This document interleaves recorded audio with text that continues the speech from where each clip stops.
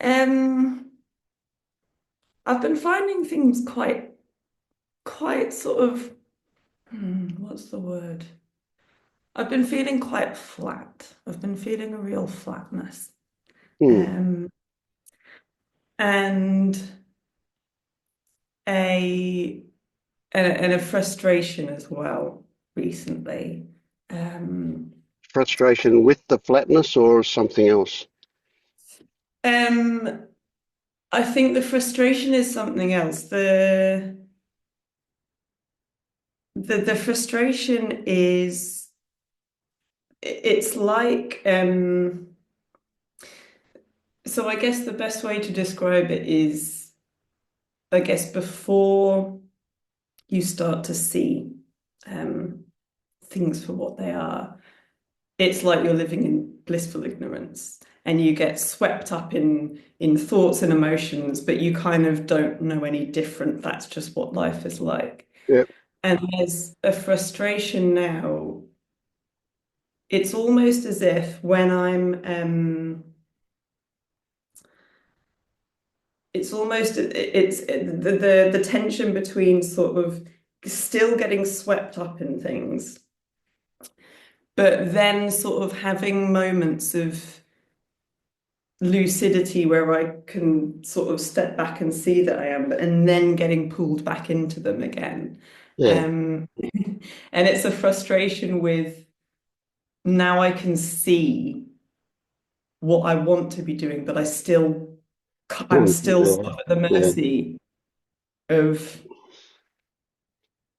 not being Yeah. able to do it. I get it. I get it. Okay. Yeah. Look, this is such a big one. Marius Mm. and I have been talking recently about pretty much exactly this issue that he's been having as well. And Mm. and that flatness is really hard to put words to, isn't it? It's not nihilism, it's not depression, it's not, it's just something Mm. that's not quite, yeah, yeah. What does it reveal to you? What do you think it tells you about you from an intellectual perspective when you look at it? What do you Mm. reckon the message is that you're getting? I think a part of it is with the flatness. I did wonder the other day whether it's actually the flatness is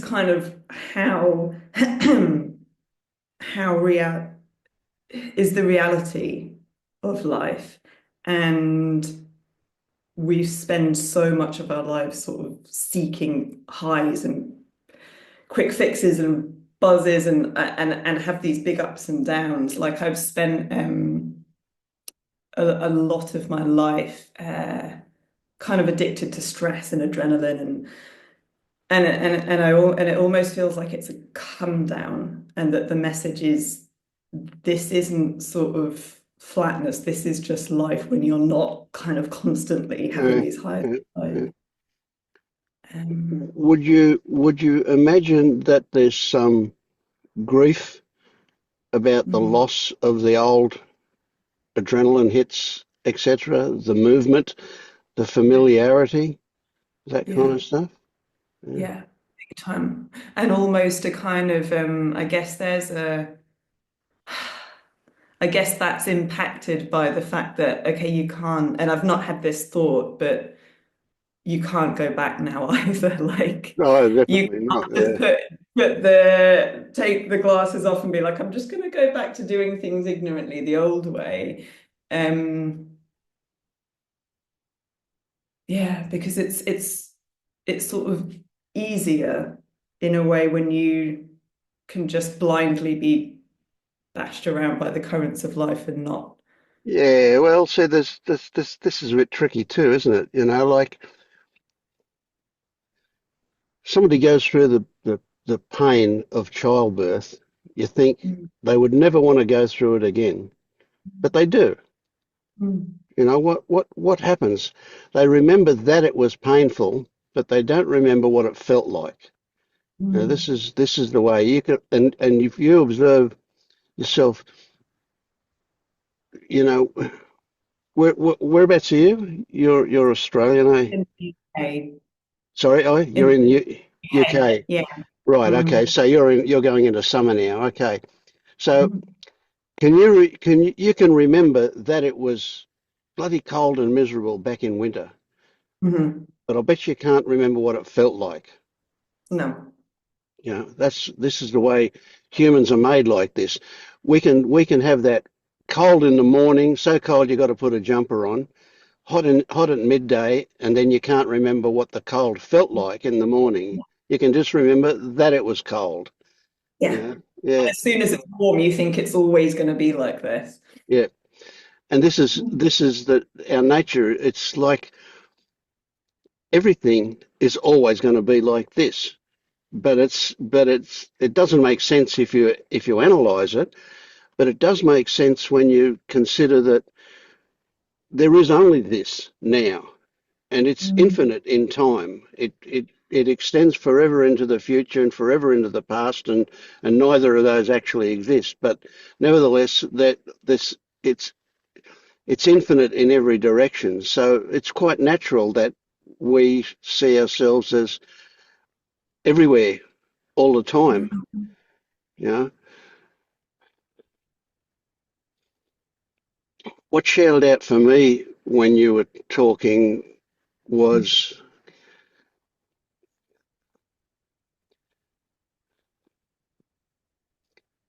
it was a heartfelt thing that I felt the same thing when I was talking with Marius the other night, you know, and that is that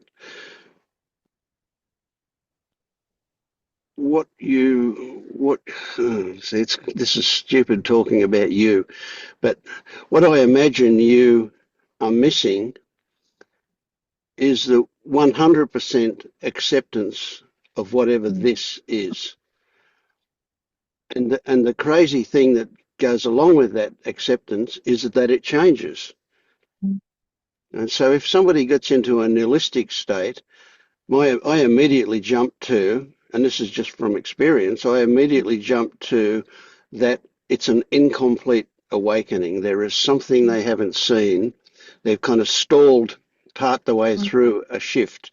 And that's why they get into that, oh, there's no meaning in life, purposes, you know, and it's really flat. It's really nothing, you know. How do we remind ourselves? No point in tattooing it on our forehead because we only see it if we look in a mirror and then we get a reverse image. But how do we remind ourselves that whatever turns up, particularly that stuff that doesn't feel good, is an opportunity? It's here to Mm. tell us something, to give us something to move through. Mm. But we forget, you know, so, you know, for me, it's been nearly 15 years. It Right. seems like a long time, but it's not a long time, you know, Mm. in the sense that I still discover stuff all the time. Mm. I still get the shits with what goes on around me. I still get frustrated. I still get angry. Mm. And only a tiny part of me says that means that there's stuff to work on. Mm. A big part seems like maybe, I don't know, 90% or something doesn't give a shit. It's just the way Mm. things are. It just happens, you know. Um, but that tiny part of me says, oh, maybe one day you'll discover enough to lose that stuff, you know. So there is no arrival point. I, Mm. where every seeker thinks that, oh yeah, there's a point where I'll get it, I'll be there. Yeah. Well, you know that, you know, yeah. Mm. But Where it but suddenly snaps into place. yeah, but once we get through the gate, like you have, then you realise very clearly that there is nowhere to get. There is no Mm. final destination. That it is a constant journey, and it's going to go on probably for the rest of your life. You know? Mm. Mm. So, what's wrong with feeling flat? Mm, It's not pleasant, but what's wrong with that? And one of the things I say is that it's bullshit to consider this a spiritual journey. It's not a spiritual journey. It's a human journey. mm, And mm, where we end up is we are more capable of experiencing the full range or a full range of human mm. whatever emotions and other things that don't quite fit into that level. But nevertheless, we where we used to be really crammed into a some kind of a constricted straitjacket about what was allowed to feel and what we weren't allowed to feel. Now we can feel whatever we want, whatever turns up, we can feel Mm, it. And some of that stuff is going to be a bit shitty. mm, But the mm. point is that if it's shitty but it's totally accepted, then it's probably not really shitty. No, that's fine, It's yeah. something, but it's not there. Mm, If it repeats itself, that generally shouts out that okay, maybe it's worth looking at what's going on. mm, The fact that something shitty turns up, ironically, so here's a good little twist. You know how we say it's there's no self here running the show, and mm, when people are in a protective shell experiencing a self, well, people before they wake up, when they get carried away by emotions, have no concept of a self whatsoever. They are mm, their emotions, 100%. There's no mm, self involved at all. And so then what we do is we actually tease out that we call a self, and then recognize that it's a mental construct, and that it's actually the cause of a whole lot of our suffering. mm. And so then we separate from it. So we de-identify. So what in a way what we've done is we've created a self in order to disidentify, whatever the right word is, to stop identifying with that Mm. self. When we get caught in any feeling, we are the feeling itself. That is the only thing we can say that exists, is that Right. experiencing, yeah? Mm. But the moment we want to not be in it, guess what? We've created a self. We've identified.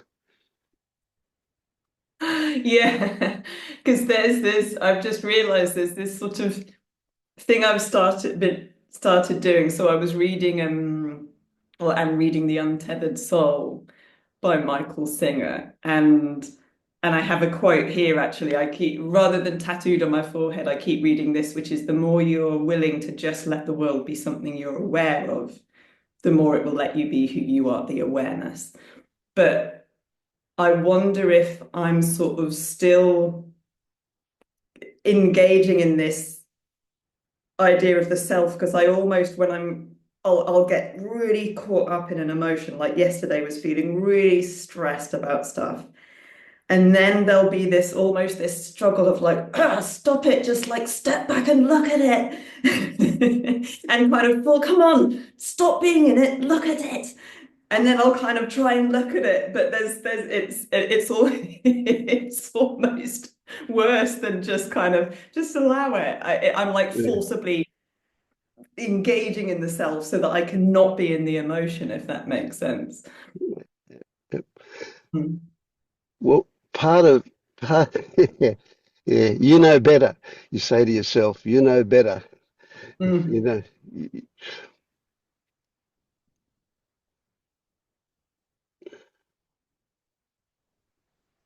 if you allow whatever it is to be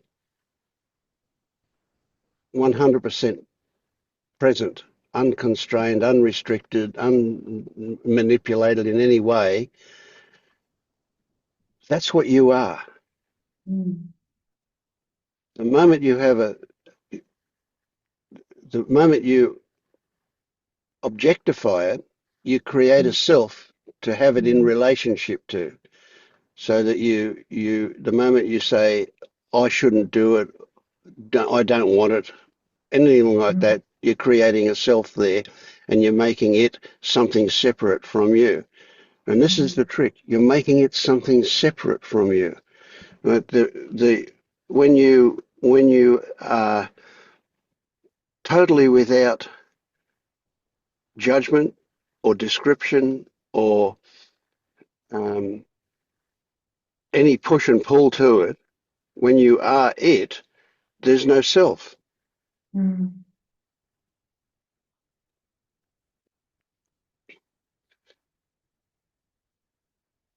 But you're not lost in it.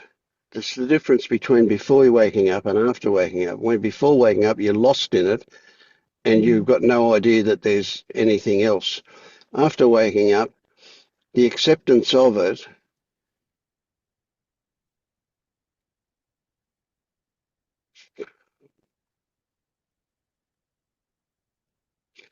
how can I put it, reveals the appreciation for the fact that it exists, that it's there, that it is you, that you are it.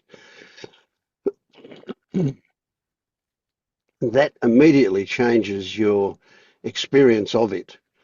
Mm. So even though it started out being shitty and something you didn't want, it's still shitty, but because you're no longer saying or moving in or experiencing the I don't want it bit, it is just what it is and it is you. You are it. You are, every bit of you is the experiencing of this.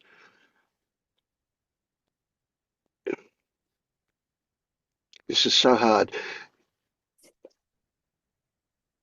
For it to be shitty, you've got to be looking at it from a distance. When you are it with awareness, you're looking at it in detail. Mm. You're much closer to it.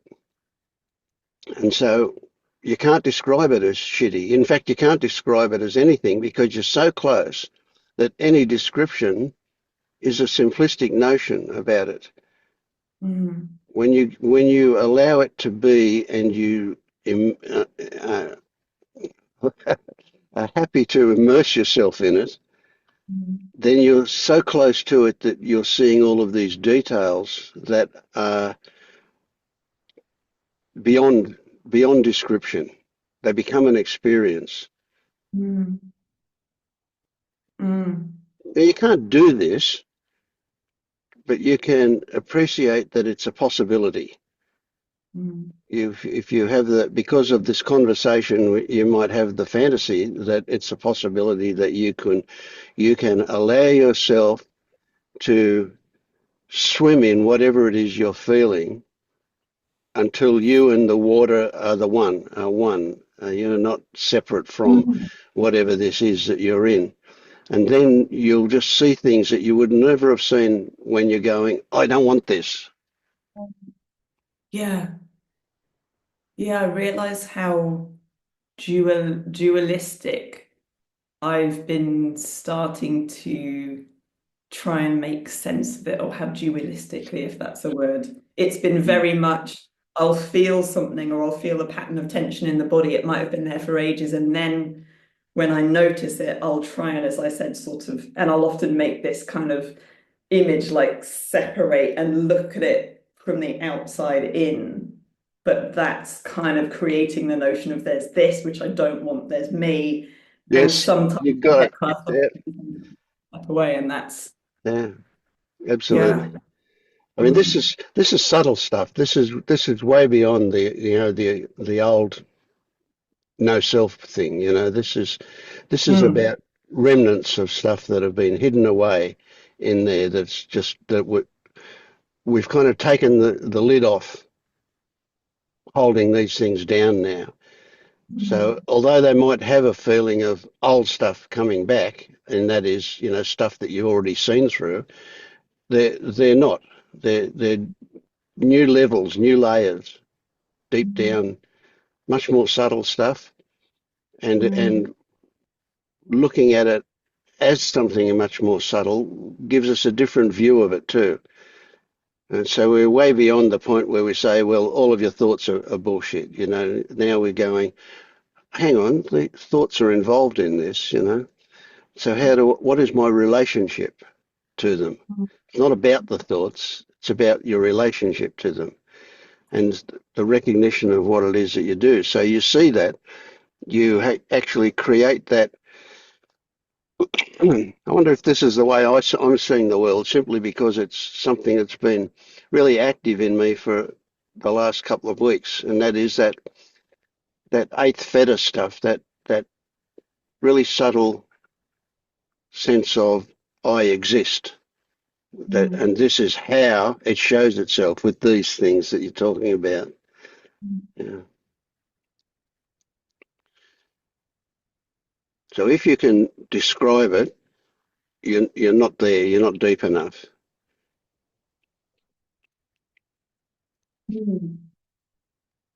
But is there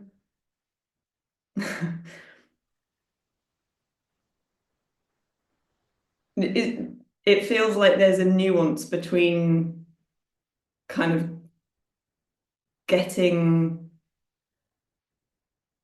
immersed in it and sort of being one with it.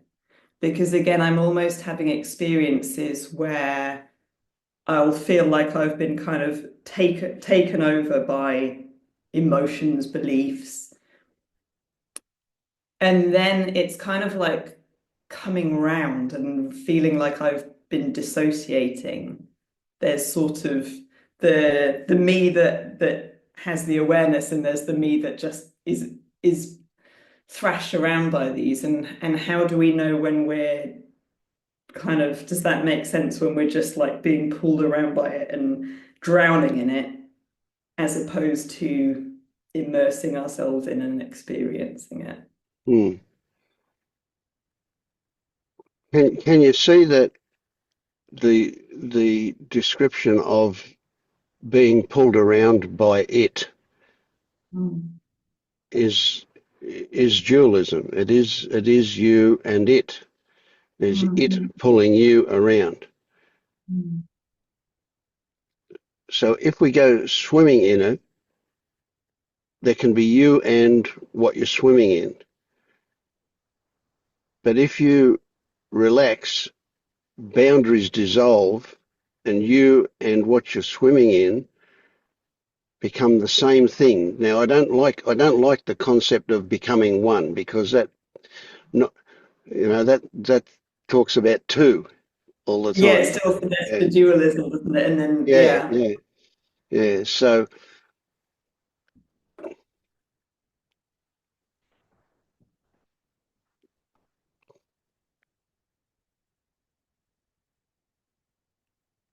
an experience I once had that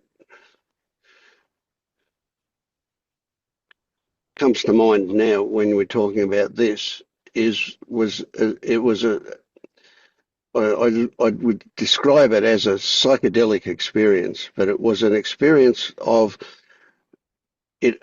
It felt to me like the space between my cells was expanding, and there was no finite boundary. What this body felt almost gaseous as a way of experiencing that. Well, that's the kind of thing I'm talking about when you and what you're swimming in cease to be separate. Mm.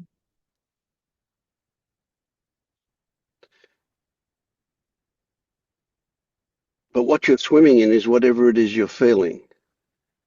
And so when we describe it as flatness, we've zoomed right back out, and it's a really simplistic notion of this thing called flatness, because that doesn't really describe it at all, does it? I mean, It's not, it's kind of got a feeling of that, but that's not at It's a all what very it actually is. Yeah, yeah.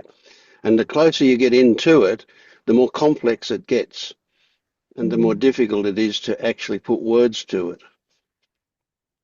But at a mm, certain point, you can be so close to it that you can't differentiate it from you from it. There is not. It is an awareness of the fact that this is what you are. Now, it might have started out as a flatness zoomed way back out there, but when you get into this detail and you become it, it doesn't even feel like flatness. mm, That all that was an invitation for you to move into closer and closer to nothing you can say is it. Just mm. moving, there is just moving closer and closer.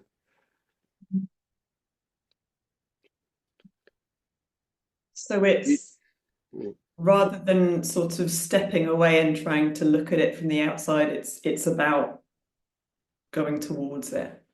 Because Absolutely going towards it, but it it only appears separate that can be looked at when you've zoomed right out. And here's the man, Marius. Marius. Cat's talking about the feeling of flatness. Well and truly post gate, just this feeling of flatness. And Yeah. yeah, Yeah, I've experienced that. Um, I experienced that for a while after my first initial bigger shift, and then it's come up for me lately as well. And mm, it's it seems so. This is just a story, but it seems to me that it happens here when something um, maybe it's some deeper part of the self structure that wasn't uh, uncovered is now seen and then let go of, and it's kind of a well for me the flatness came from you know a deep reminder of when I say meaninglessness now it's not as bad as it sounds, but like the total emptiness of everything. Um,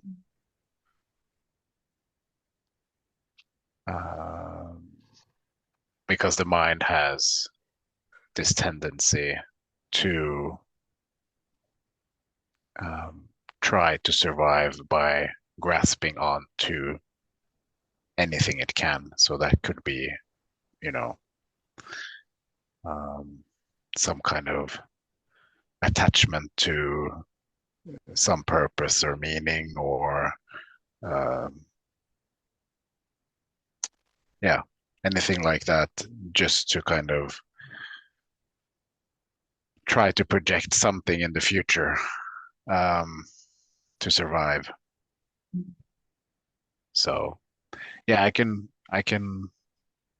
relate to the flatness, and I think this is a normal part of letting go of the stuff that needs to be let go of, and a lot of that stuff used to give us a sense of purpose or meaning or aliveness.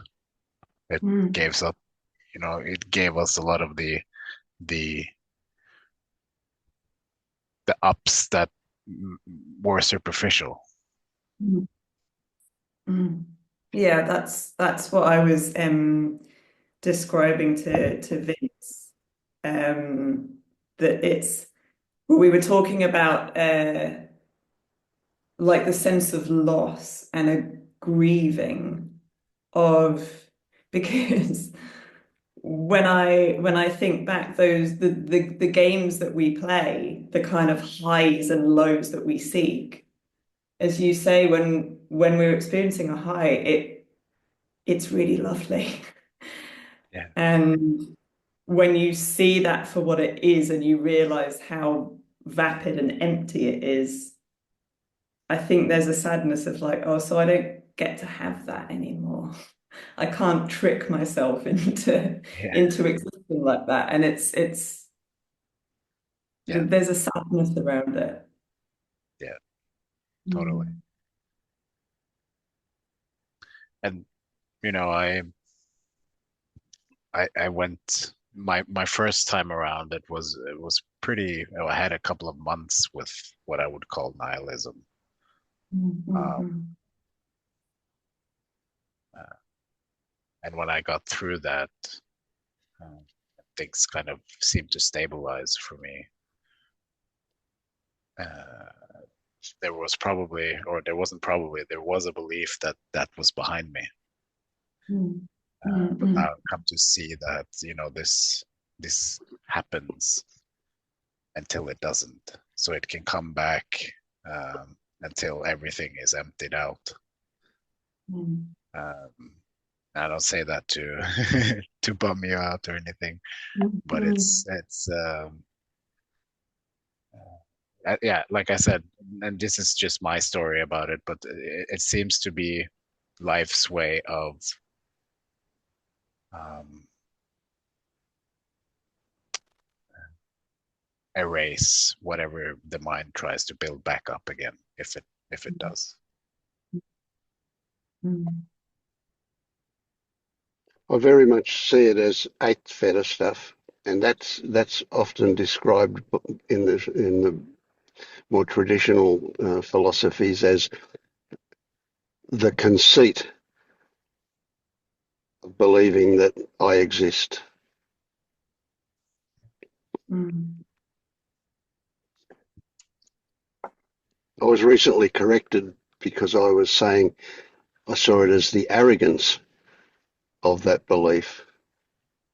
But conceit is not too far away from arrogance, but nevertheless, it is that a remnant of knowing or believing rather, but what we experience it as knowing that I am. Every time we get into a bit of arrogance, every time we go, well, this is good, something's going to come up and go, twing, twing, slap, slap. Uh, mm,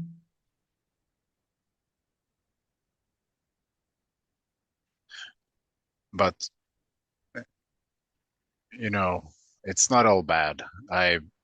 I realized through this through this flatness mm, that my relationship towards quote unquote unpleasant feelings change because mm, you know when you when you're just feeling flat for a long time, suddenly grief or any other like even anger or something that you used to kind of feel like you didn't want to feel started to feel welcomed. It started to feel like a beautiful part of life as well mm, because mm, flatness is it's just nothing.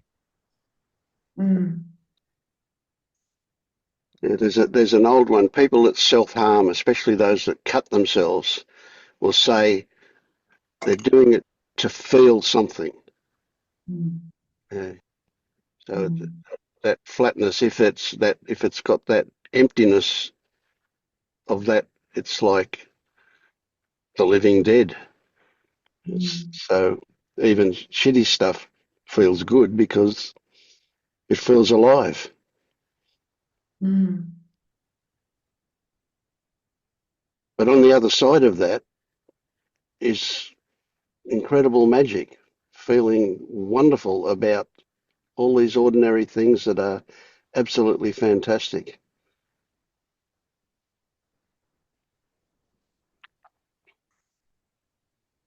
And is there way that either of you have found useful too. You've referred to, and I'm not sure I've got the phrase right, but I always think of the Rumi poem, The Guest House, like welcoming whatever it is, whether it's a flatness or anger.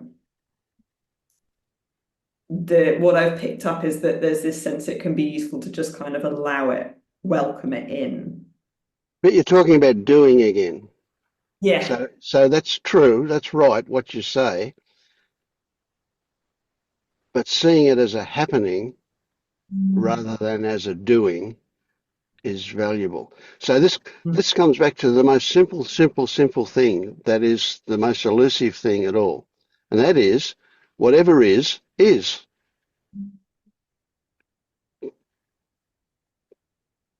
End of. Can't add anything to that. Yeah, well, note how I use flowery language to essentially ask you both, what should I do? What do I do now? How can I get past this bit to the next one? What Damn it. can be useful is just recognize that what you just did. Recognize that's the mind trying to grasp onto some kind of thing it can grasp onto to look forward to in the future when this isn't it, what it is now. So keep recognizing that when it's, because that's taking you out of what you need to be with now. You don't need to do anything other than just be.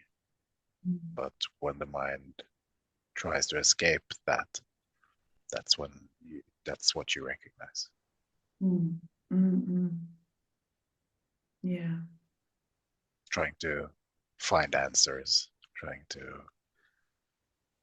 find explanations about what this is, why you're going through this, what it means. Yeah. Trying to Well, find what you can do about it. Well, I remember when we were going through the guiding process, Vince, and it really stuck with me. You said something like, be careful, sort of not to dress up as spiritual inquiry, just the ego continue to ask questions and try and survive. Because it's true, we can continually want to know why, or I need to read more books, or I need to listen to more podcasts to quite understand this. And it's like, no, there's nothing to understand.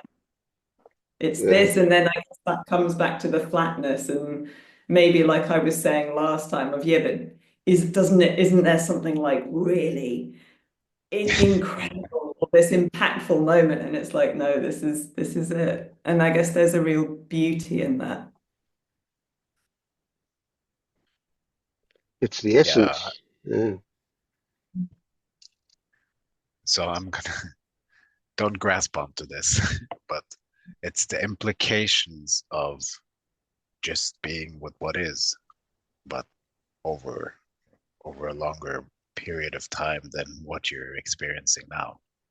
So, like Vince just said a moment ago, it's you can't really discover the magic in this mundane in the mundane stuff if you're kind of constantly trying to figure out what is happening right now and how you can get past that. Mm. Mm. And also just, and this isn't easy. I know because I am experiencing it, but it's just seeing this for what it is, this what you're going through. You're letting go of a lot of stuff that you've been carrying around your whole life. It doesn't just go away with a click. It's time to grieve and mourn and it's quite mysterious and magical how life just comes in and surgically removes the stuff that isn't supposed to be there anymore.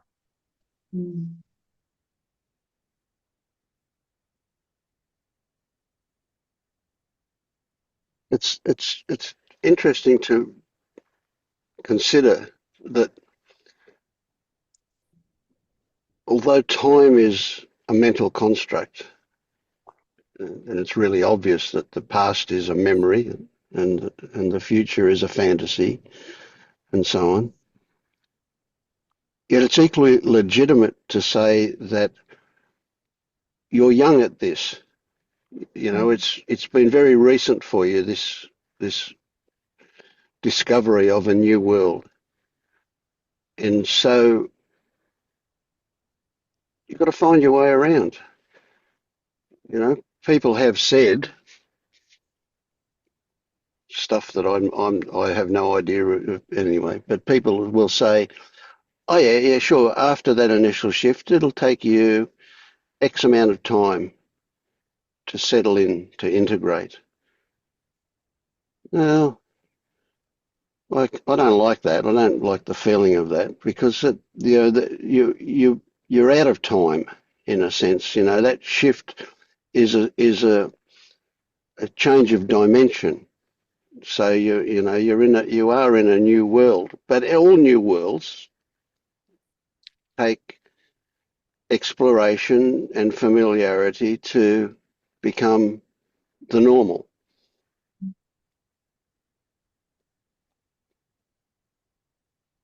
So when it first happens,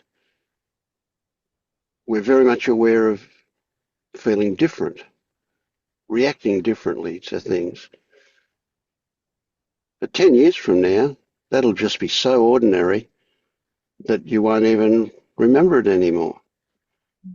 You won't remember what it was like before you woke up in probably even not the too distant future. You'll be amazed at how you can't even remember that. It's just, I don't know, it's like remembering what it felt like to be cold when you're not cold. But I just want to go, just a big sigh and drop the shoulders and relax and allow the chest to expand, and that's it. There. That's there's no words. There's no way you can apply any kind of doing to. It is just what it is. And when you get carried away by something that turns up, sooner or later, you'll realize that that's happened. And that moment that you realize it is worth celebrating. And that moment, in that realization, there will be a shift. You will come back into this. Mm.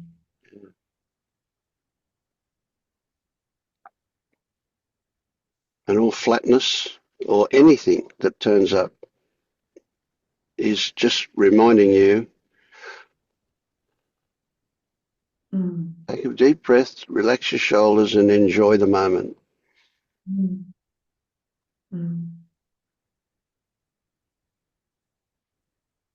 That's what I've been finding is quite useful when I notice something that I tell myself the story that it's difficult or I'm struggling. What's been useful is when I notice it's like that's a little alarm bell. It's a little bell that's like, okay, right, pay attention. Yeah. And actually, and if everything was plain sailing, if everything was fine, we wouldn't get those reminders as readily as when Yep. things are difficult. There you go. So everything that turns up, especially everything that's unpleasant, has got a welcome card tied to it.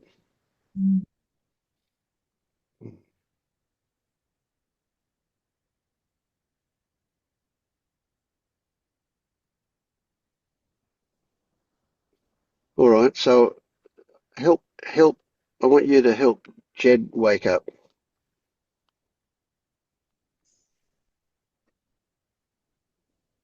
So tell us where you're up to at the moment, Jed. Why are you awake? If not, why not?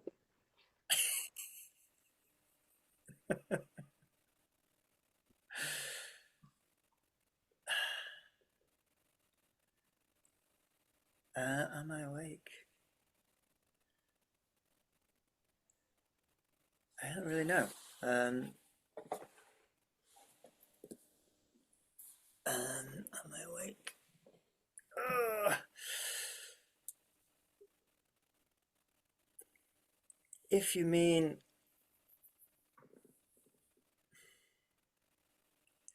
have I noticed that maybe there isn't a kind of doer, or do I understand that there isn't maybe a separate doer? I kind of mostly understand that. Do I live as that?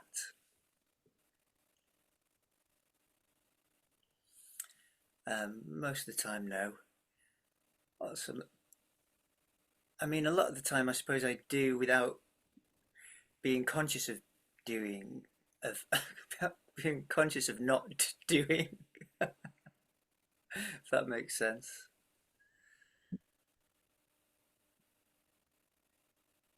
I don't know how to answer the question really.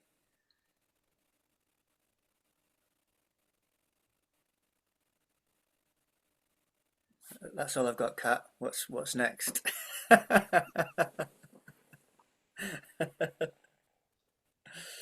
Flatness. Flatness. Yeah. But what I have been experiencing that I've kind of wondered about a bit is um, I wouldn't call it flatness, but I'd call it, like, particularly in the mornings, which is pretty now, having woken up quite recently, I feel a kind of, it's like a wash of that's the sound of it, just like feeling kind of nothing kind of acute, no like intensity of emotion, but just a kind of fog of heaviness, of kind of maybe a bit of sadness, kind of sadness. Um, and I've wondered about that and whether I want to try and do something with that. Um,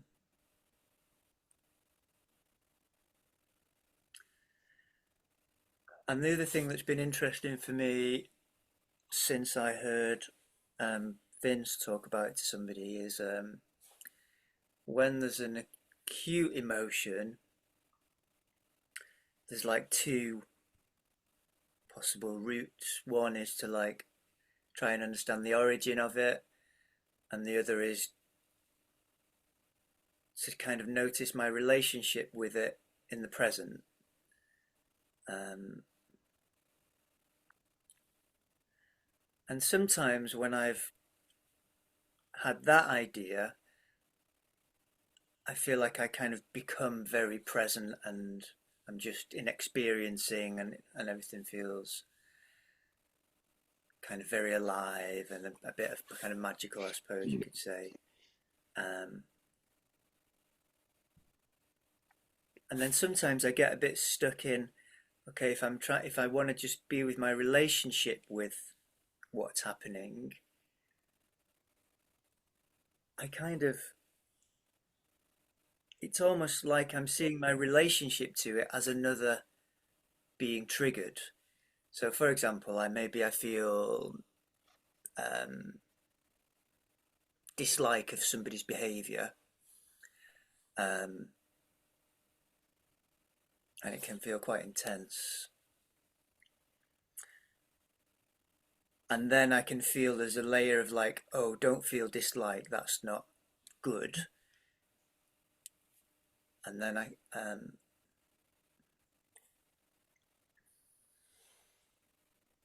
and so then I'm noticing that okay, maybe that's my relationship to the dislike. And I get a bit lost in, oh, but what's, then I can look at, well, what's the origin of my rejecting the dislike? Is that something to do with my religious upbringing? And then it's another origin story, and it feels like it's a very subtle line to kind of a very subtle balance of just being with what's happening, noticing it. Yeah, that's the thing I've been doing, not doing, definitely doing.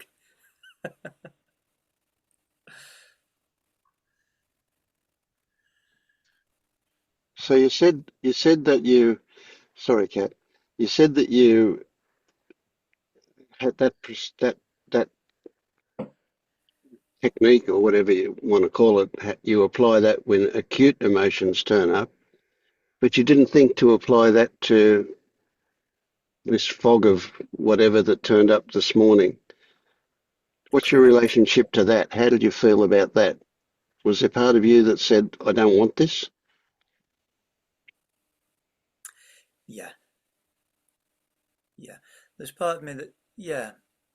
So I'll kind of go on a little process with it of like, oh, here it is.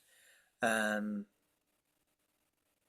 what am I going to do? Am I going to just be with it? Or is this an opportunity to do some work with it? It certainly keeps coming, so maybe it's something that, you know, warrants deeper inquiry. Mm. So you just Um, you just said it 5 times. Uh, yeah, yeah, is it an it or is it you? good question. Um, I didn't say a you. It was just you. yeah.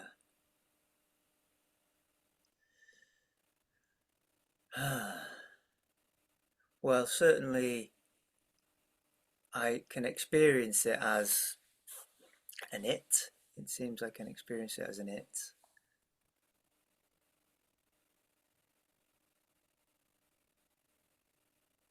Hmm.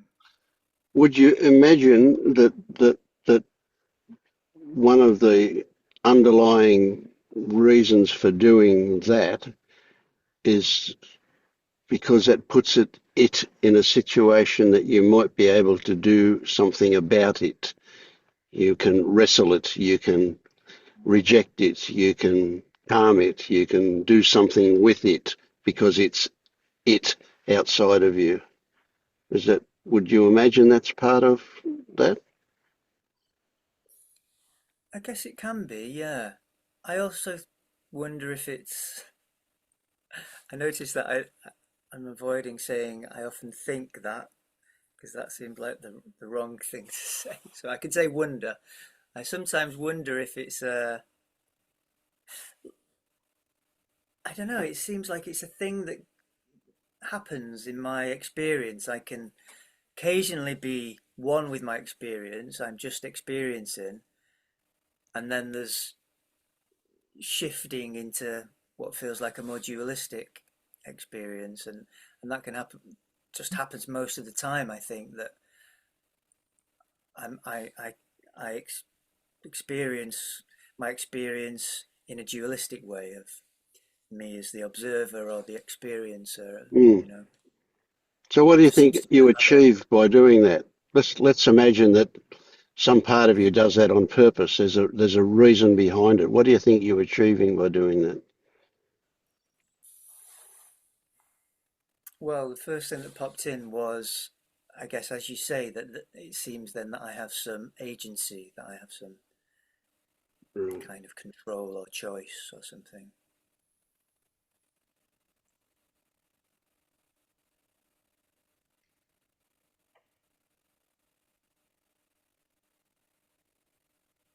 And I imagine all of that rests on the idea that we've got to kill this. We don't want it.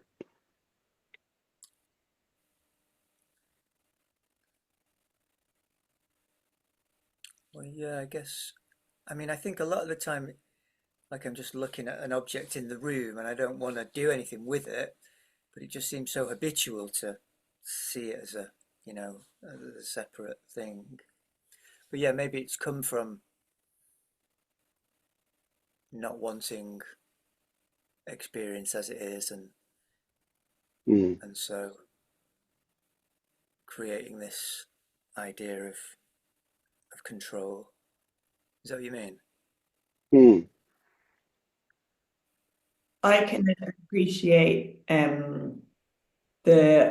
would put a similar kind of sound, a different sound to it, but the first thing in the morning is a very common time, particularly at the start of the week, for me to experience sort of like my head is kind of racing with all of this stuff, and I feel kind of spikes of adrenaline and anxiety.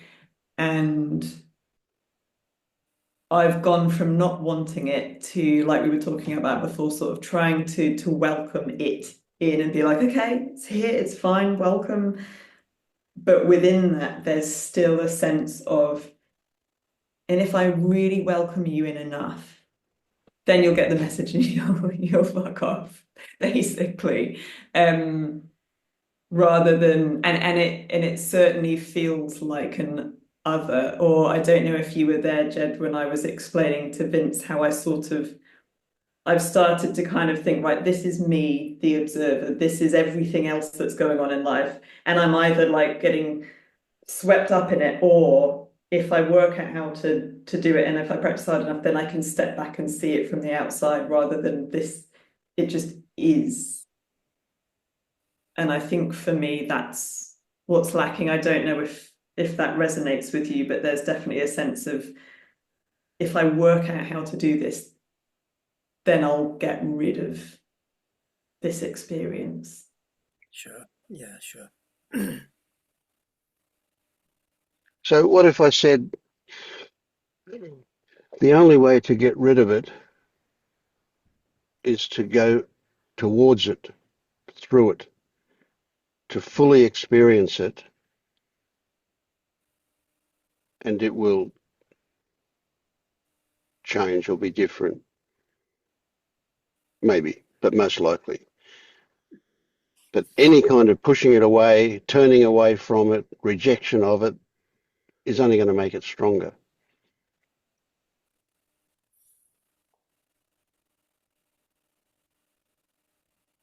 Sure. I think I get that.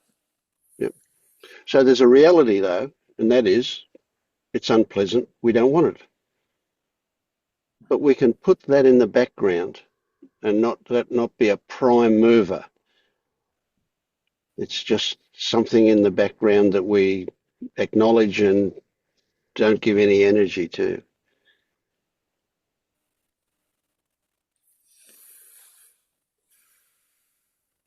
So how do you accept it? We have to put aside this idea that there is no agency. What can you do to go towards it?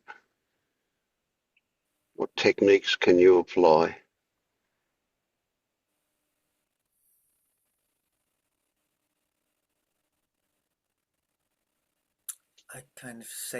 I say things like welcome, or if it feels like there's a part of me that's hurting within it, I'll say loving things to that part of myself, or I'll kind of imagine I'm being a loving presence towards. Okay, all right. So this is good stuff. But you can do that same thing from two different perspectives. You know, you can go, well, if I do this, you'll go away, won't you? And that's Sure. a conditioned response, yeah, conditional. Or you can say, I genuinely feel appreciation for your presence, for your intention, because no matter how bad it is, its intention is to do good for you. So you can have a genuine feeling of love and acceptance for it, knowing that its intention is good, even though it creates shitty stuff. Yeah. But the technique that I recommend is that you look at your sensations. You know, get that mind stuff in the background and look at the sensations. Now, in the beginning, when you start look at them, you're going to come up with labels, and the labels will give you a direction to look. And so, oh, I have this feeling in my chest. Okay, a couple of labels: feeling and chest. And we'll just ignore the I have bit. But so then you look in that area of your chest, and then you go, oh, this feeling, it's a bit heavy, it's dark, right? So again, just labels that bring your focus a bit more closer to what's going on. And if you keep going towards it, you'll get to the point where labels don't work anymore, right? The nuances of the sensation become too difficult to describe. That's the level of intimacy you want to get with that sensation. And that's your way into full acceptance of what is there and recognizing that it's there for your benefit. And then with a bit of goodwill, maybe it will change. But you've just got to let go of that, even that idea, I suppose. Or put it right at the back. I mean, we don't want to live in fantasy land. We don't, if it's there, if we've got a thing that says, I don't want this, I want it to go away, well, we acknowledge that. It's just not the prime mover. Sorry, Marius, you were going to say something? Yeah, I just wanted to share something that came up here, but I this might be a projection on my part, just from my experience, and you're reminding me of something. So be aware of that. But sometimes, well, I remember having a similar thing when waking up, and for me, everything that Vince said is good, but also see if it's trying to tell you something, trying to tell you something in your life that needs to be let go of, something that's no longer aligned with how you're living. You know, maybe there is something that is holding you back, or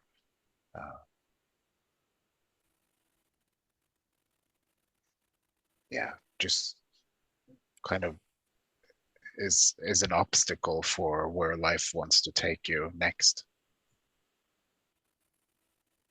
But because you're kind of holding on to the familiar, or something that feels safe, or anything like that,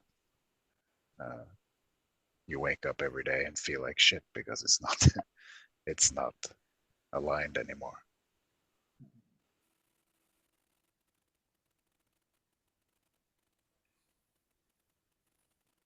It can be tough to be that honest with yourself, depending on what that thing is, you know.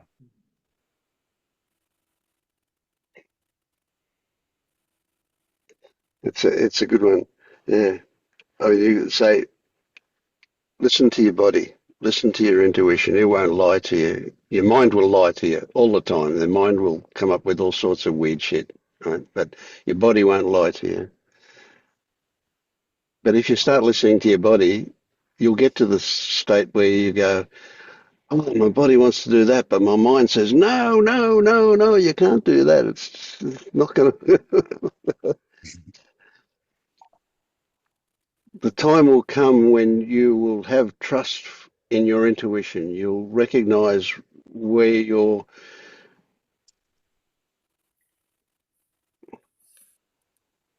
where your heart is.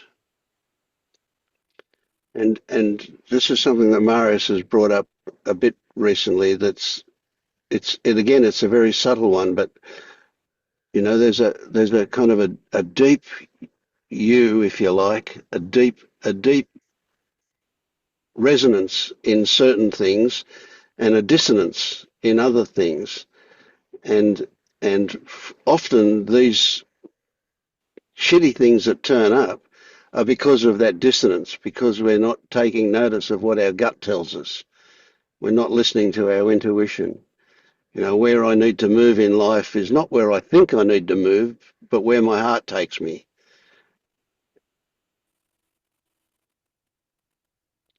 And in this time, in this civilization, we are, all of our conditioning is at some ideal about where we should be, and most of it's not really resonating with our humanity, where our body wants to be. And sometimes we've got to put up with that dissonance, simply because we've got to earn money to eat and pay the rent, etc. But even if we have to do what doesn't feel right, if we're aware of that, it can be okay. But if it's just overwhelming us, it's not okay.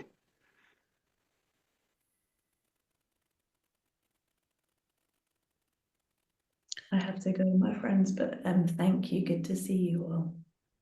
Okay. See you again. Bye. Yes, good to see you. And just on what Vince just said, and I obviously agree that you got to do what you got to do, but around that same subject is a lot of the stuff that is very hard to let go of, that you might have to let go of as well. The sense of security and things that tie you down to stay with something that actually isn't right. So it's really about discernment here. It's easy for the mind to hear what Vince just said, like sometimes you just got to do what you got to do, and that's a part of life. And at some level, that is true, but don't let that become kind of a bypass to look at, okay, that's true, but maybe I still have to let go of this and just jump into the risk of burning the bridges behind me and forcing the system to explore something new, not cling on to safety nets. And so there's a balance in that as well. I just wanted to point that out. Yeah, thanks.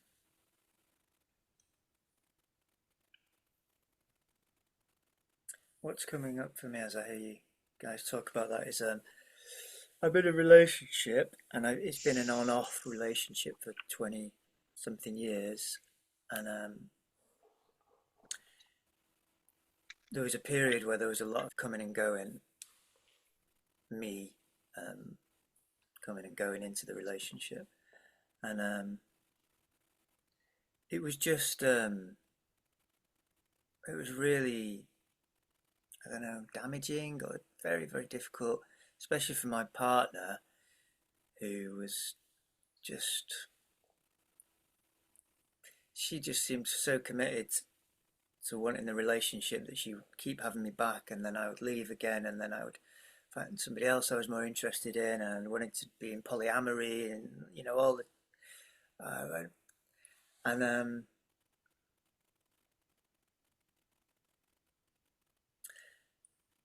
and I remember one particular decision where I was trying to decide whether to go or stay, and a wise elder friend saying, you got to listen to your heart. And it just seemed so clear that my heart was saying, no, I want freedom. Don't want to be in this relationship. And then I came back into it again sometime later. And the only now it feels settled. And what happened, what changed was I spoke to a kind of therapist, also a very spiritual guy, and he said, maybe you have to, maybe it would be useful to consider what your values are in life, which is, kind of heart based, but also a combination of mind, I think, and heart, or thinking, or discerning. And when I kind of clarified, okay, these are what the things that are important to me in life, then it seemed clear which option was most aligned with that, and so now I'm in the relationship and it feels stable.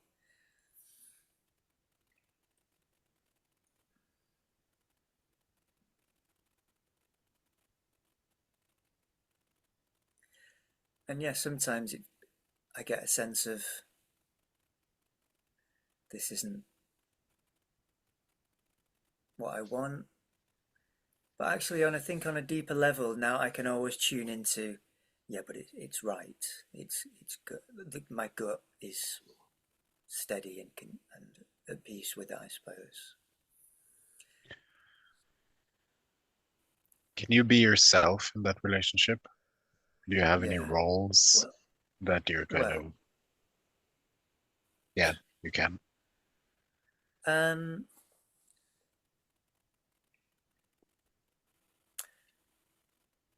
what I'm thinking of is times when I'm very playful and I feel like I'm completely free with my partner, and she welcomes that, loves that. It works for her. Um, and I can be whatever state I'm in, whether, emotional states. Any roles?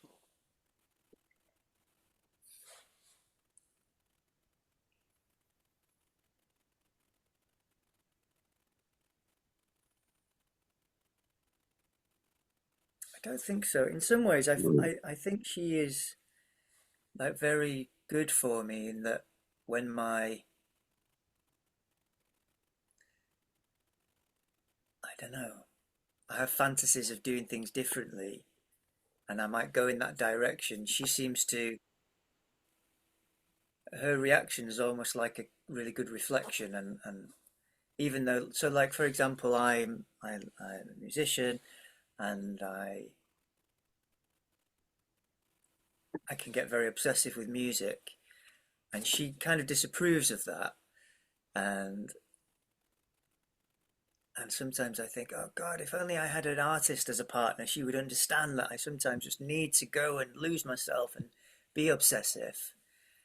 But when I do that, I can feel very imbalanced if I go into the just compulsive. Well, I mean, that's it's obviously a judgment to say obsessive or compulsive, but if I give a lot of time to it, it just seems like my life goes out of balance because I haven't got time to do other things that are just necessary. So it, I think it's a complex picture, really, of the dynamics between us, but it seems generally a good place to be. And she's very into awakening, so that works.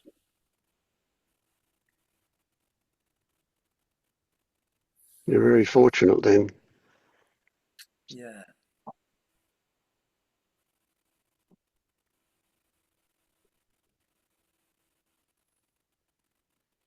Yeah, if anything, she's got a deeper understanding than I have, and she's done a lot of what they call enlightenment intensives. I don't know if you're aware of that process. It's basically you kind of just in dyads, pairs, and you Oh yeah. spend days asking each other who are you, or what are you, and deep inquiry. Yeah, it's not so different then, eh? No, not so different.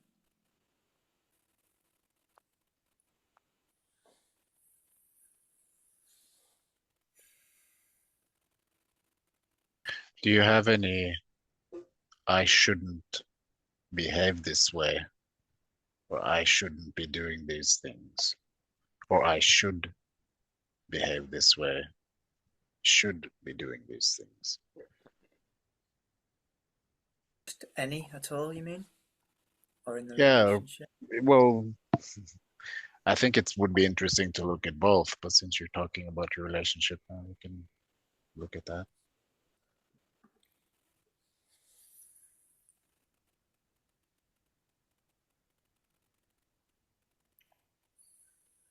Um,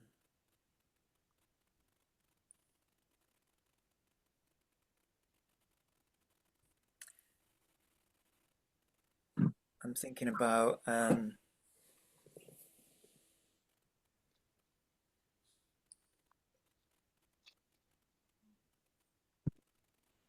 so we live in a community. There's community work that is expected of us, and that's where my shoulds are. That's some shoulds. I find that generally I don't do as much work as I think I'm supposed to. Sometimes I have a feeling that I should be doing more, and Sam, she does a lot because she really has a strong, kind of dutiful way in her. If anything's expected of her, she'll do it, and she'll do more because she hates to feel that people are not happy with her. So she sometimes says that she wishes I did more and then she could do less because she kind of compensates for me not doing what she thinks is enough. So that's a bit of a bit of a tussle sometimes. And I go between, well, this is just what's happening, and I guess I could try and be different, do it differently, but it feels really hard, and so but I kind of have it as a loose intention idea that I'm willing and open to doing more if it kind of goes in that direction, if opportunities arise. But I'm not really, I don't seem to be able to make myself do more. But that thought does come, and that feeling that I should do more. Yeah, all of these, well, for me, and if I was to put myself in your shoes, that would feel constricting for me. It would feel like a heavy load to have in the backpack of needing to having this reminder that I should be doing, that people expect something that I'm not doing. Yeah, but it's the community. Huh? Where did you say, Jancy?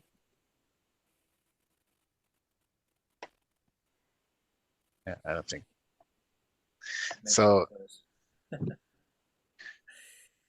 So, you know, um, all of these things add up.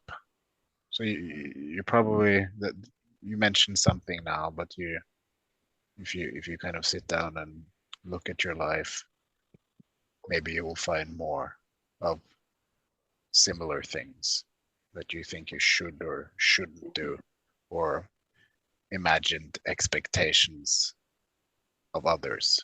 And so this becomes kind of can become also become roles, right? It's like, or an image of how you want people to perceive you. And when you kind of go out of that image, it creates some kind of pressure, tension. And so if you have enough of enough of that stuff, waking up every morning, you wake up with tension. There is there is an idea of how you should be, and then there is how you are. And that will always be in conflict if you have all of these shoulds and shouldn'ts. And how are you, this whole enlightenment awakening thing, for most of us, this is about freedom, about liberation. That's that's what, at least, why many of us came. And how are you going to be free or liberated if you're having that sack of expectations hanging off your back? So Yeah. Then it's about becoming real about that. Accepting that you're either that some of that stuff you have to let go of, and actually not living in a community if you can't kind of be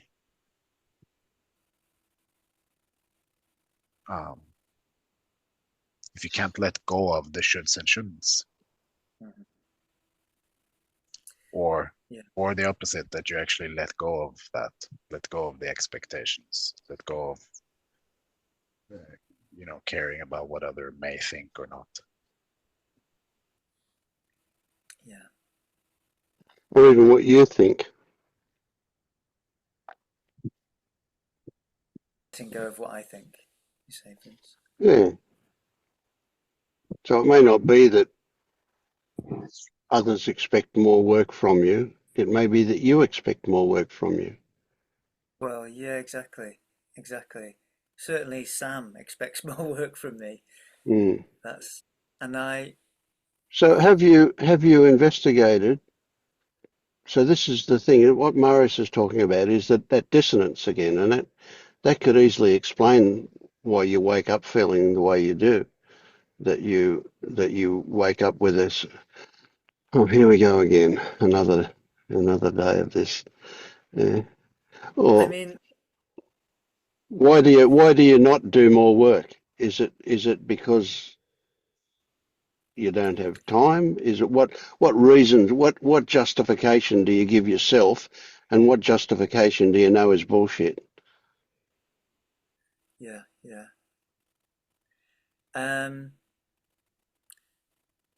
So I've got a fatigue thing. And that becomes really apparent the moment you start thinking of extra work.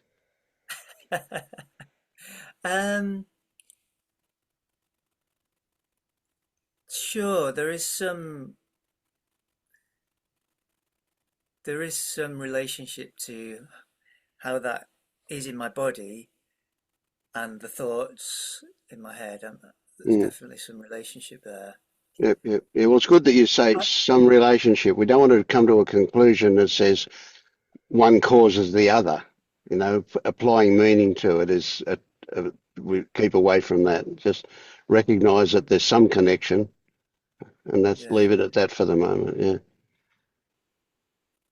So there's a reality of every day I have a rest in the afternoon, and if I've not slept well, I'll have a rest in the mid-morning as well. And in the evenings, I don't have much energy for doing anything. So my available time is much more limited than the average person in the community. My work isn't especially well paid, so that's another thing. So I think it's just a kind of reality, and I don't have a lot of time available. So I try to find things to do that are really useful, that other people maybe can't do, don't want to do, that I can do. So then it's not about the time I'm spending, but it's the quality of the time I'm Mm. spending. Mm. I just plug my laptop in. There we go. But I mean, you're right, and it's a thing that swirls around. Occasionally, I think, oh, is this the right place to live? So yeah, I'm aware of that as an inquiry, I suppose. I guess I have another thought that is like, well, like you say, there's a kind of edge there. There's an opportunity to see what happens and allow the experience of these feelings of shoulds and my girlfriend's expectations, and it doesn't mean I have to do anything or not do anything, you know. Yep. Um, That's a good one. That's allowing stuff into your awareness, isn't it? yeah, and it might be that she changes. I don't know. It might be that if I don't go with her expectation, something changes in her. I don't know what's going to happen. Mm. But I think on balance, it's a good place to be. But if I go back to my morning fog, I think it's to do with energy and sluggishness that's about fatigue. And I mean, that for me it makes me want to cry when I start to talk about it. When I got a parasite, living in South America 25 years ago, and it kind of knocked me out for a few weeks, and then basically I never really recovered very well from that. Tried various treatments, and then I came back to England, and I had like a 2 or 3 years of maybe kind of, I don't think it was depression, but a lot of challenges. Had no friends, had a shitty job, and I was trying really hard to kind of create a good life, but it meant that I was just burning the candle at both ends and not sleeping well. And I had a big crash, had to give up work, a lot of pain in my body. And now, 20 years later, very, very, very, very, very, very slow recovery that's just mainly just seems to plateau and not be recovery, not changing. So I think tiredness is a real difficult thing for me. And I think that is something that remains, and so when I feel tired in the morning, I I don't know. It's got a lot, it's very loaded for me, tiredness. Have you ever seen it as your friend?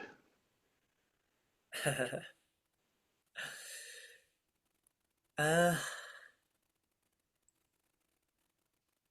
little bit, maybe in some ways, but I like what you're suggesting there.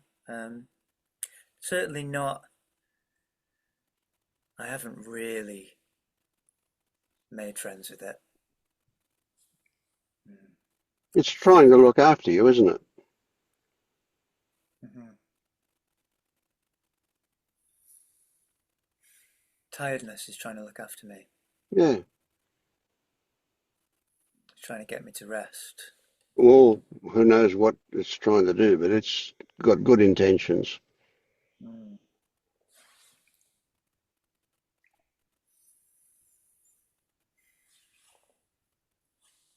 I would start with saying it's trying to tell you something each time, not the same thing all the time. Each individual experience of it is going to be trying to tell you something individual and pertinent to that current situation.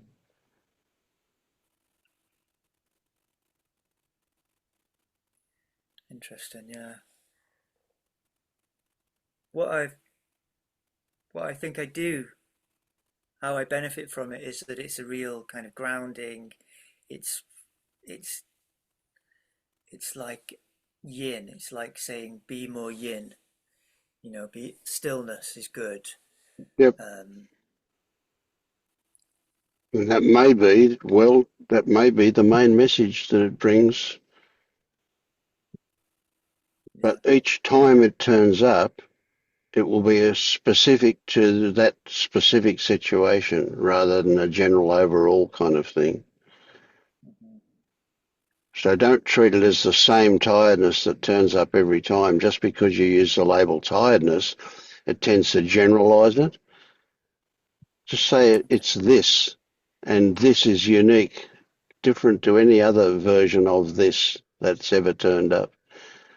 And that this is trying to tell me something. And if I'm quiet and I listen, if I get into that yin space, maybe, just maybe, I'll hear what it's trying to tell me this moment about this situation.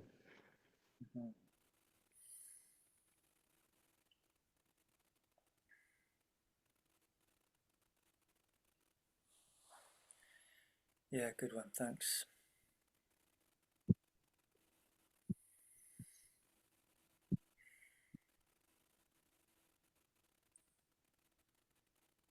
Yeah, I'm hearing also like dissonance again. So it's if the body wants rest, but the mind has all these ideas of what should be done, or all of these things that mind suggests. It's almost like a movement of moving, constantly doing. Then even that dissonance can create more tiredness. Yeah, absolutely. We don't, or I'll talk for myself. I never learned to listen to my body until I was forced to. I have a similar experience to you. About a year and a half, 2 years ago, I had a major burnout myself. I had to quit my job and do nothing. And that has been a big change where I just had to sit in the sofa all day while my mind wanted to always do. It was like an energetic movement forward, like, well, we can't just sit here. We have to do, we have to get up and move. And that wasn't possible. So just sitting and watching that movement day after day after day, I kind of got intimate with how that works and what that does to the system. And then eventually, learning to listen to the body. Like Vince says, just listen to it with a new, fresh perspective every day. Listen, what does the body need today? And that's okay. Not what the mind wants to do, but what the body needs to do. We have this deep programming that usually overrides that because we have never prioritized the body on the same level as what the mind has told us we need to do. It's easy to see. It's really interesting. It's easy to see that because the mind is much more oriented towards what society says is right and wrong, good and bad, etc., etc., and the body is very much in touch with the level of energy that's in it. etc. That you could see it as a conflict, and that conflict, that fight, it's going to suck up all your energy. So you end up worse off than you ever were. You could, if you didn't have the fight, you'd have, energy level at -1 kind of thing. But by the time you end up fighting with your mind over it, you've got down at -10 for your energy level.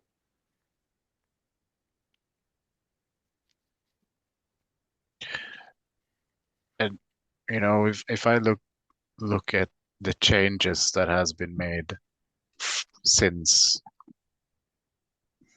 my awakening, um, a large part of the changes has been um, to drop all of the mind's ideas about how life should be and how we should do life. That's for me, I'm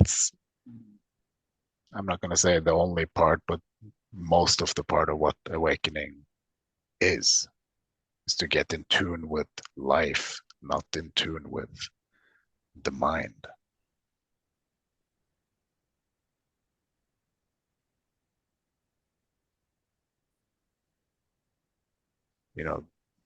I think we're all living in dissonance until maybe awakening happens and you kind of recalibrate and get in tune with life. But until that, all the suffering is a level of dissonance, I think.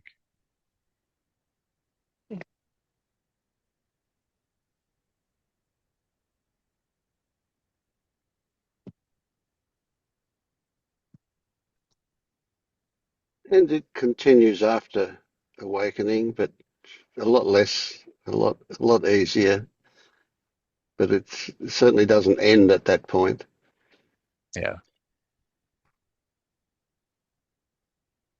It just seems like there's so many demands, basically work, basically money. Mm. Well, that's everything's centered around that, isn't it? In our conditioning, it's kind of that's maybe not the very center, but and the very center is I just want to feel good.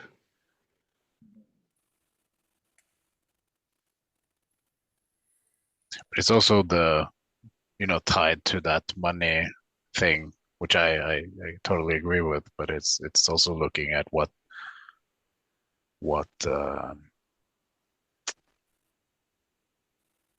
demands is my idea of the things I need in life to be happy, putting on how much money I need and what I need to do to get that money. I've got such a simple life. I'd touched on half the minimum wage, Yeah. But I'm lucky because it's a good start. Yeah, my girlfriend earns more and she likes to. We both still live very simple life. But I think tied up in that is some ideas of how I want to spend my time making the money. I think I'm very identified with being a musician or being a helper or a teacher. I do I teach chair yoga and I do I do sessions in care homes, music sessions, and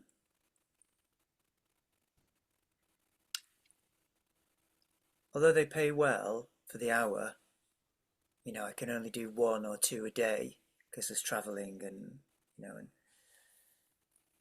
and sometimes it's quite stressful as well. Like I did a session yesterday in a care home, and it's a lot of intensity. There's a lot of energy that goes into that hour of managing a group of people with dementia, and getting everybody's having fun, and and performing, and it's very intense.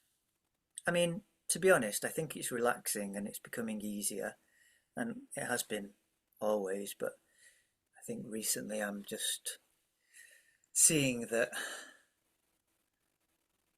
I don't have to maintain this level of fun. There can be bits of just, oh, wonder what we're going to do next. Let's just have a little breather.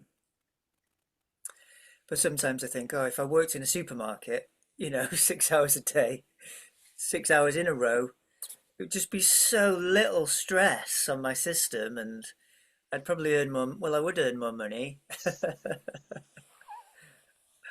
But I like this idea of myself as as an artist and a healer and a, helper. It's like hard enough that after going to a very good school and, being intelligent, that I'm poor, and I haven't achieved any level of professional status, but at least I'm doing some good in the world. But, if I was to let that go and just stack shelves in Tesco, it would just, that's a big, that's a, that's, there would be a lot of letting go, a lot of stuff to face. Yeah. There's an image or a role right there. Exactly, yeah, exactly.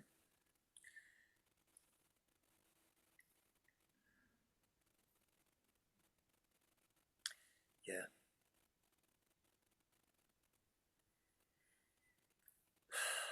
It's easy to say, let's say you feel one way about it, you think another way about it, and it's easy to get into the state where you present yourself with a binary option. It's either all of this or none of this, all of that or none of that. Right? And the reality is that it's not that way at all. It's really complicated and complex. No, it's true, Vince. Yeah, and I do drop into that binary, and when I think more clearly, I think, oh yeah, who knows what energy would become available to me for doing stuff in the evenings if I was doing a low stress Tesco job, or I have no idea how my life would Yeah, yeah. unfold if I went down that route. Yeah, so what that brings up for me is a thing that I've learned that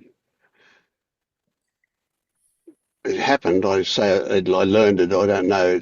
That's only a story I apply afterwards. But it's happened that I recognise that what I do,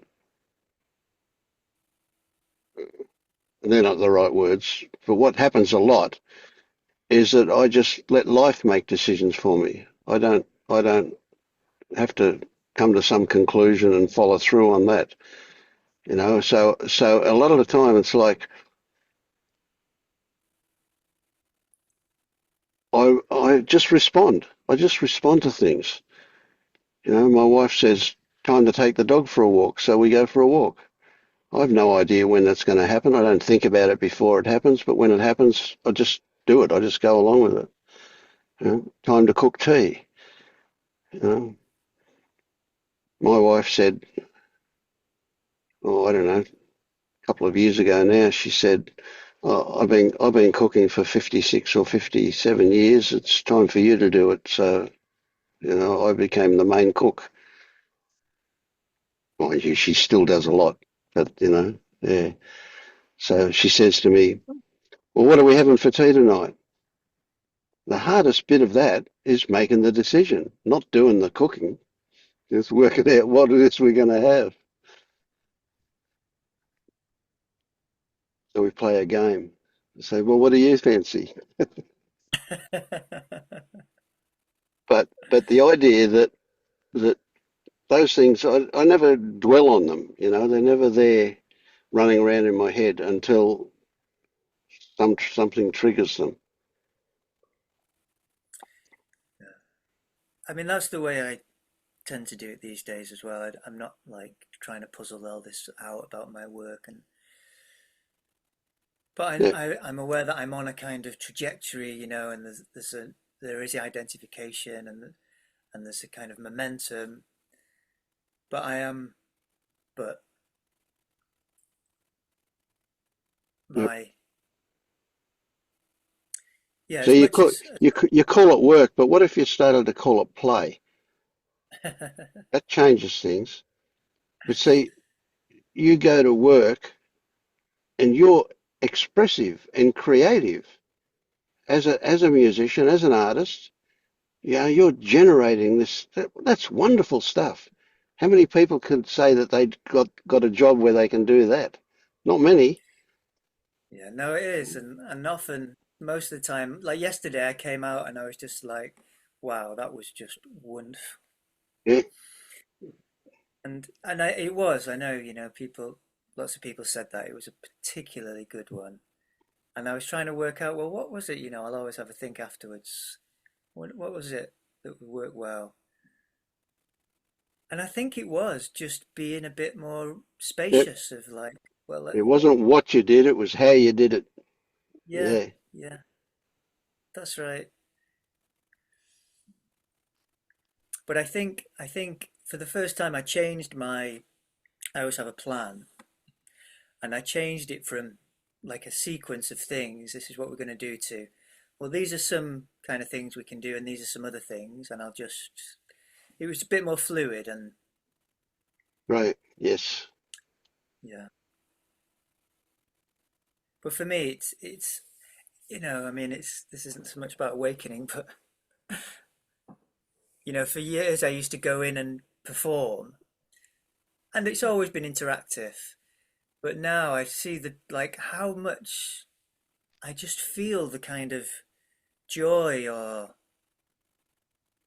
the the wonder when I turn everything down and I unplug my guitar and I just go and sit with somebody else who and I'll even hardly sing and I'll just kind of keep the song going and then this other woman who's 90 odd with dementia will she'll sing and I you know try and give her the space as much as possible and it's just wonderful, you know, you can feel yeah. the joy in the room as You got it, man. That's life. That's being awake. That's it. Yes, good stuff. Yeah,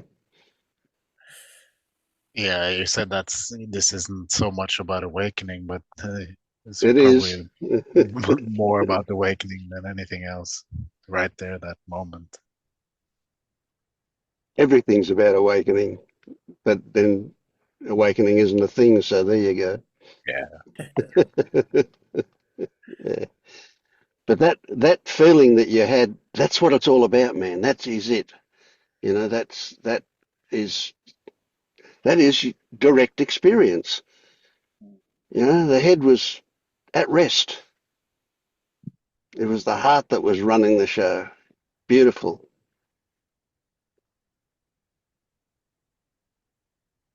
And you can feel the energy that comes from that, eh? That's energetic, isn't it? No pushing.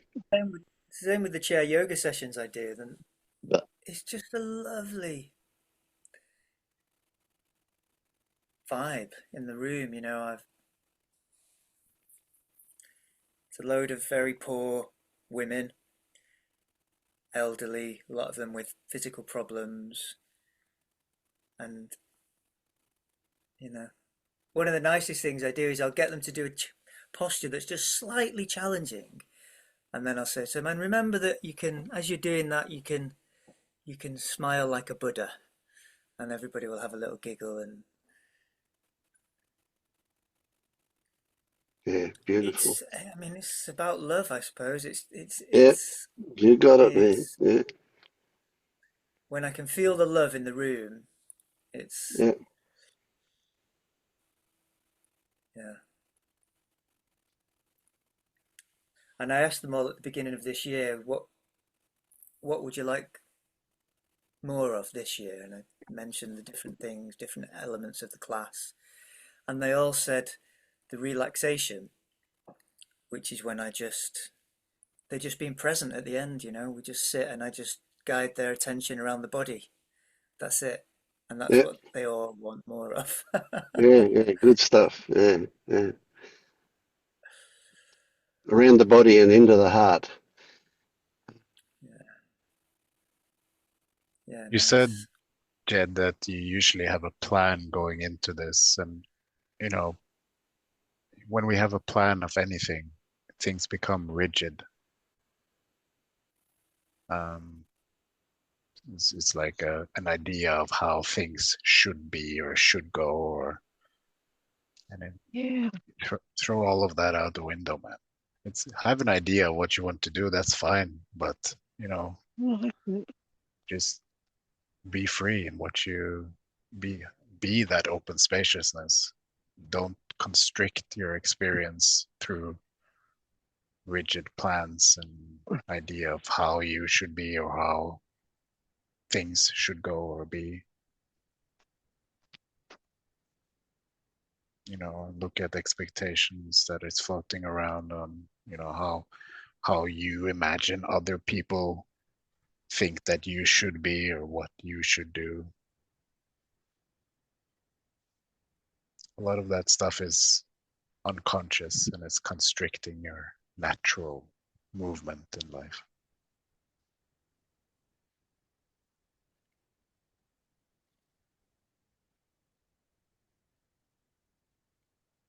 about 7.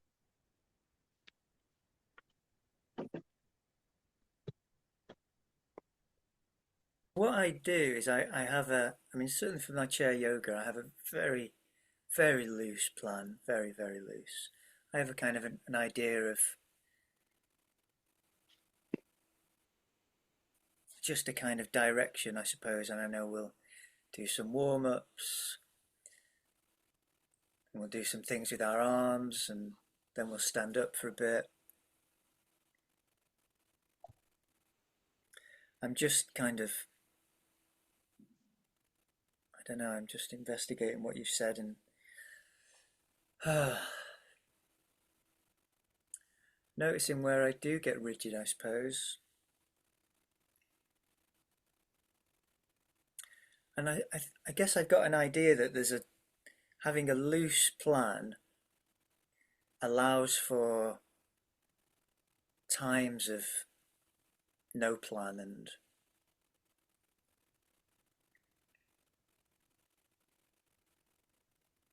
maybe this is like a spectrum of absolute zero plan and spontaneity and rigid, everything's planned out.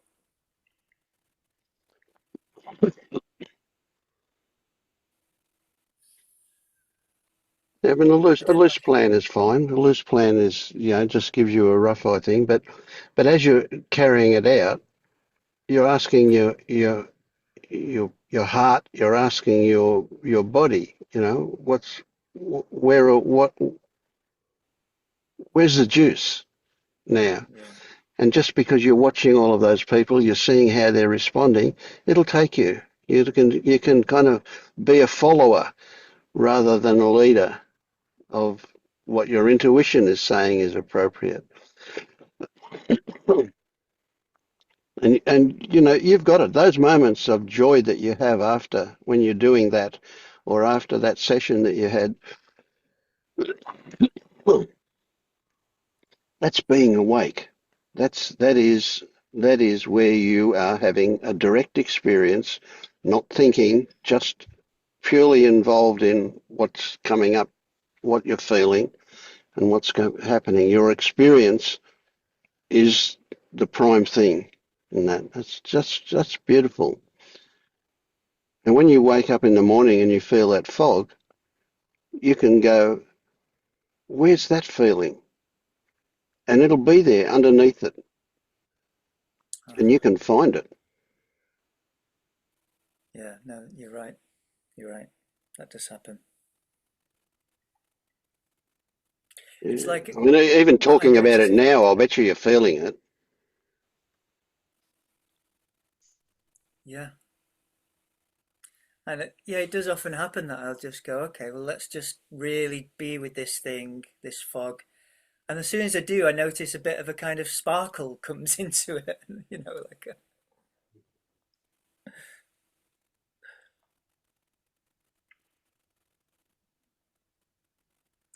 yeah. I guess it's remembering to just do that, to directly experience it.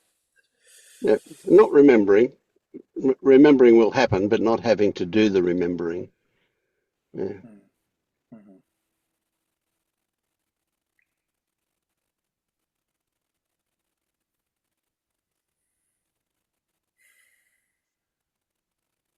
How are you, Ramesh?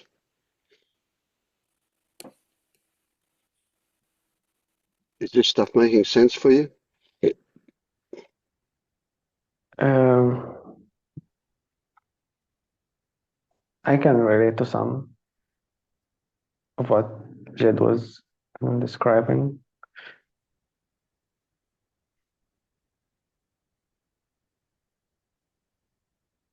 I just, in the past few days, I've been uh,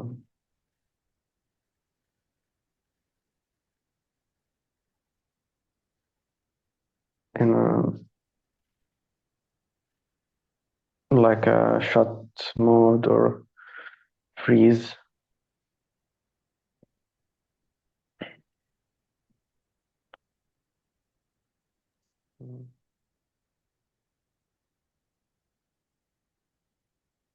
I'm having like some kind of struggle, and I don't feel comfortable talking about it on the YouTube. Mm.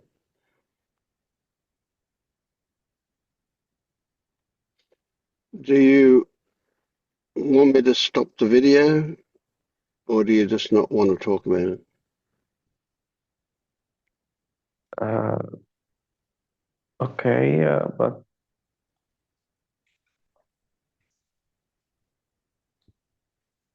sure.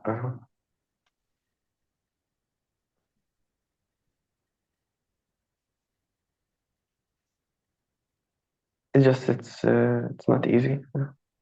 Mm. I'm happy for either. Do you think there would be value in you talking about it?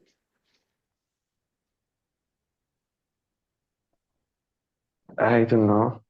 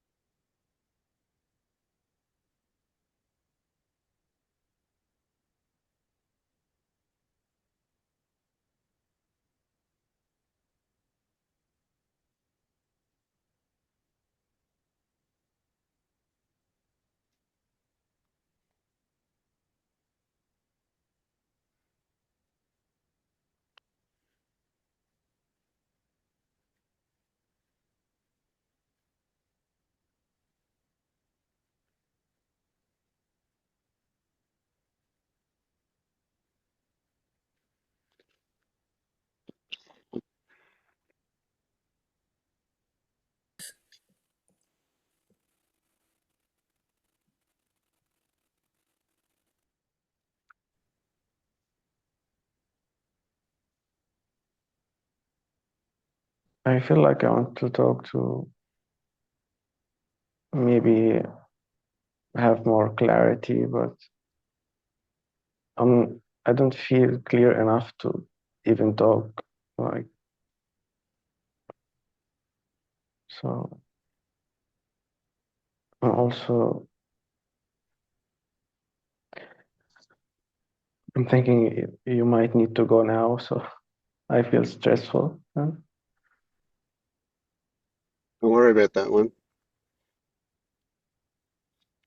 I'm not ready to go till everybody's finished.